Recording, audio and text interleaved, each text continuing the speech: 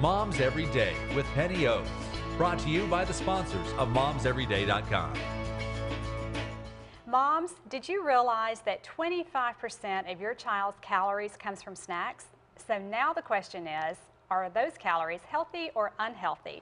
Joining me today is Kim Beavers from Eating Well with Kim. Good morning, Kim. Good morning, Penny. So tell me, what is the most popular snack choice out there for our kids? Well, unfortunately, Penny, the most popular snack choices are going to be regular soda, cookies, and potato chips.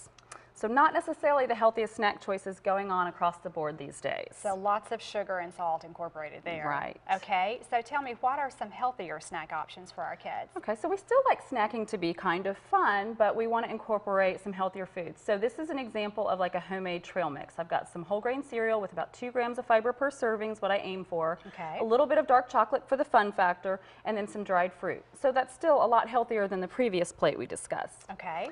Also, I like still using dips, even if I'm eating something like fruit, because again, it ups the fun factor a little bit. I've got a little chocolate pudding with a banana. You could do apples and apples with the pudding as well, or yogurt would work well there as well. Okay. Also, whole grains. Popcorn is wonderful. Homemade muffins, or could be even a leftover muffin from the morning before. Of course, cheese and crackers is a great option. Again, you want to try to go for whole grain when you can there. Okay.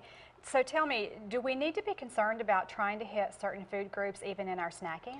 I love that concept, actually, trying to go with 2 food groups per snack, if possible, at least 1. So you do want some nutrients since children are getting so many of their calories from snacks. Okay.